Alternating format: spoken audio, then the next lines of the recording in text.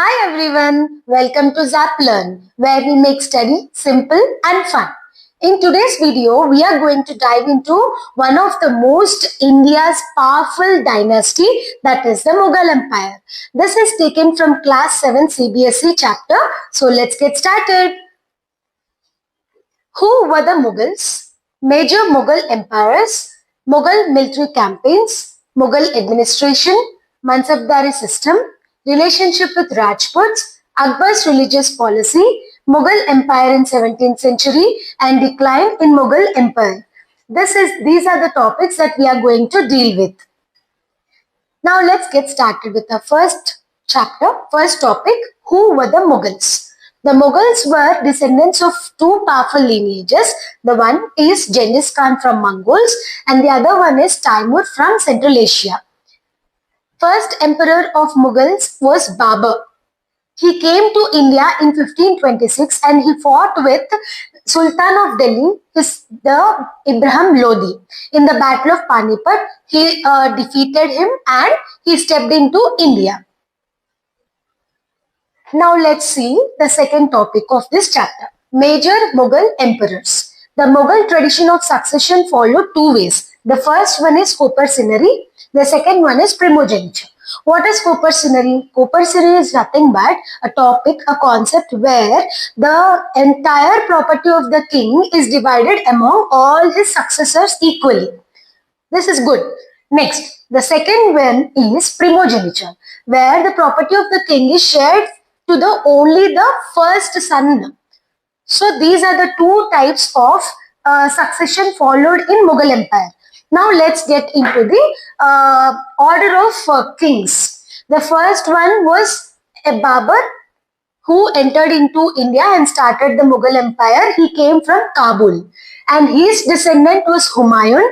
Humayun, he lost and regained the whole empire with the help of Persian people.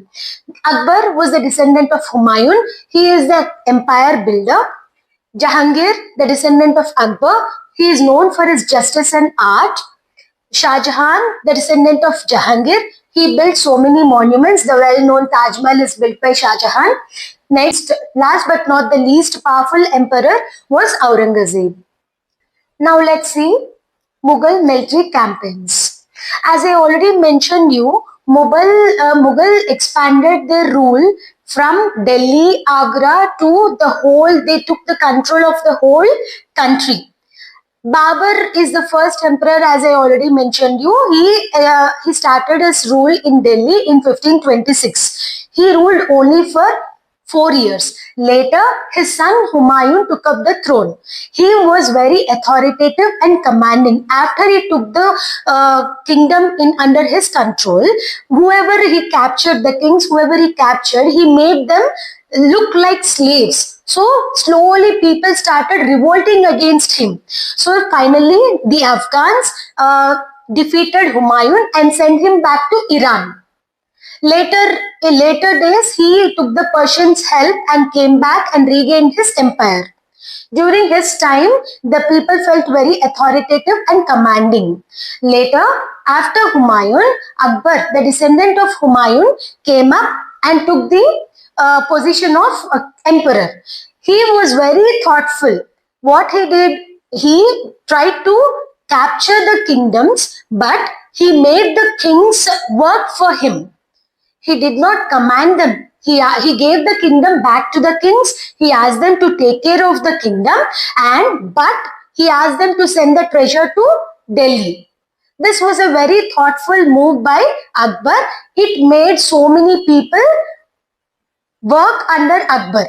So he started building his empire in this thoughtful way. Now let's see our fifth topic, the Mughal administration. Mughals just did not conquer the land. They know how to rule it. But how did they rule such a huge empire for so long? Now let's see what they did and how did they manage. They created a central administration of power where all the power lies in the hands of a single person and he is the emperor. All the nobles and officials used to work for the emperor.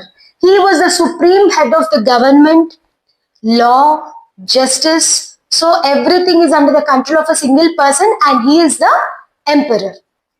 Now our sixth topic, Mansabdari system. It is the most important feature of Mughal administration. But what is Mansab? Mansab is nothing but a rank or a position given to the official or a noble.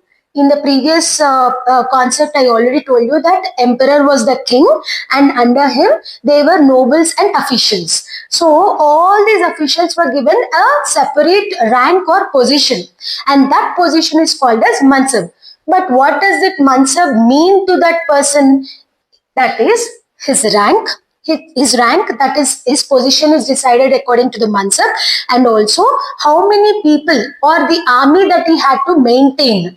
According to the mansab rank, he had to maintain certain army, and his salary was also decided according to his mansab. For example, if the mansab is 5,000, that means the particular noble or official had to maintain 5,000 soldiers and his salary was also paid accordingly. Zat is the personal rank and Savar is the cavalry maintained. Savar is nothing but the cavalry maintained. But what is cavalry? Cavalry is nothing but in army they use elephants, horses and so many artilleries. So all those things come under cavalry. A particular mansab has to maintain his own cavalry and his own army, so that whenever the Akbar asks for a particular region mansab to get his army, he need to be ready with this particular army to support the emperor. This is called Mansabdari system. Now, how did the people, how did the emperor get lot of money? See, all these things need money, right? Revenue. How did they generate that revenue? For that, they introduced a concept, smart tax system called Zapt. This is a land revenue. What did they do? They first analyzed the land there and how much productivity is the land having and how much fertility is the land having. Based on that, they used to fix the revenue. And the revenue was collected and used for maintaining all these things. They were also working with zemindars. Zemindars are nothing but people, local landowners. They were given the higher priority to collect the taxes in that particular village and maintain the order in that village. In return, the zemindars used to get the share of the revenue. Suppose they collected 100 rupees as the revenue, they get their part of the share in that revenue. This is how they used to collect the taxes and maintain the army. I hope you understood. Now, our topic for the seventh topic, that is relationship with Rajputs. Who were Rajputs? Rajputs were one of those powerful kings who used to rule the north and western part of India. They were the Hindu warriors. They were known for their brave, fierce, and they were very strong. Here, Akbar showed us the clever strategy to capture Rajputs. He did not use his military, he did not use his fierceness to capture Rajputs. He knows that they were very strong. So he came to know that it is a waste of time, waste of soldiers and waste of energy. So what did he do? He just had a clever strategy to maintain to marry the daughter of Rajput Ambar. So because of that, what happened? All the Rajputs started working as Mansabdars under the kingdom of Akbar.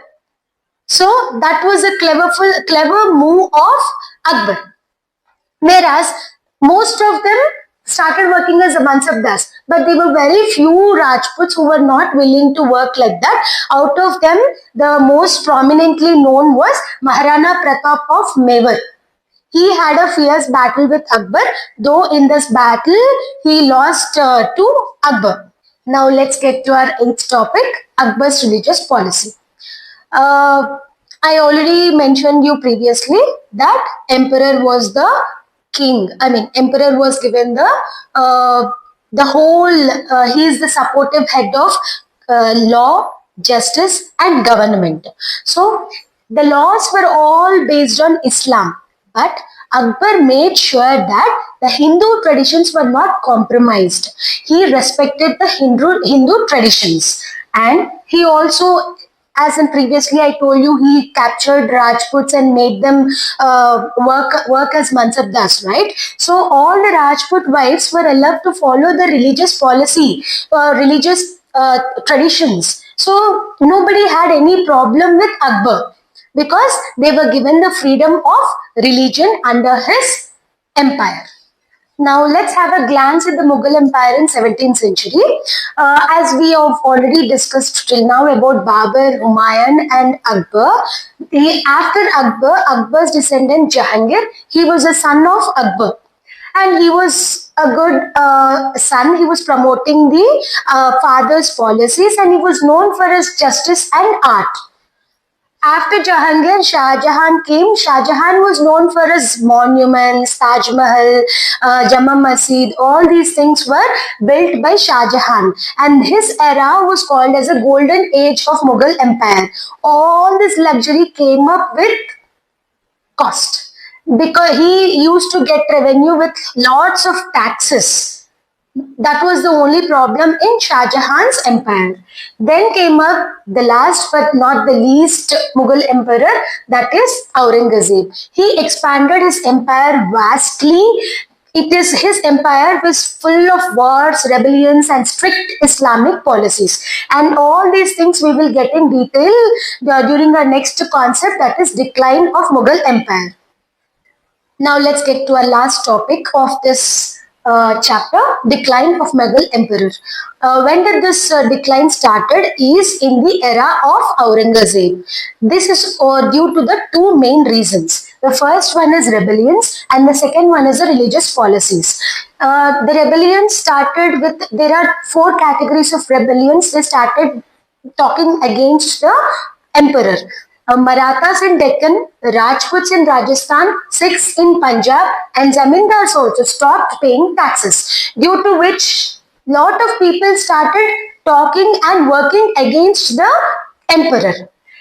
And what are the religious policies? Unlike Akbar, Aurangzeb had followed very strict Islamic rules, and due to which lot of non-Muslim people were unhappy, especially Hindus. He also started collecting jizya tax. This tax was only to the non-Muslim people, which made lot of people very, very unhappy.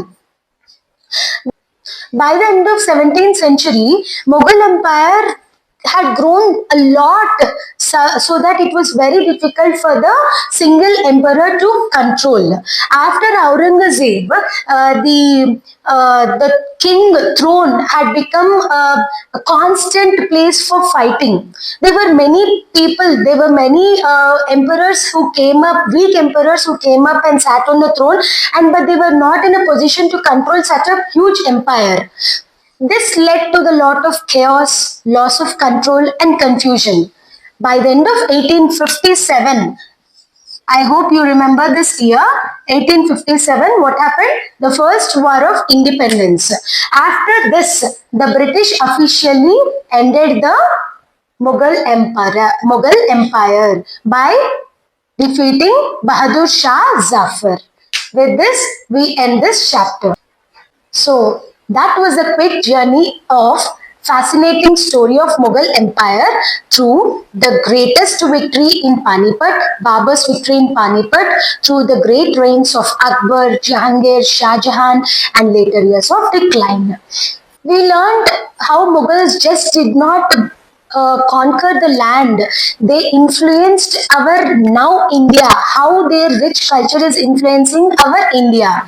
So, if you like our video, please like, share and subscribe to the channel, and please don't forget to drop a comment if you have any question and suggest any other topic.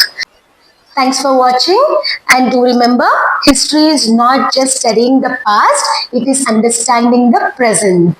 See you later.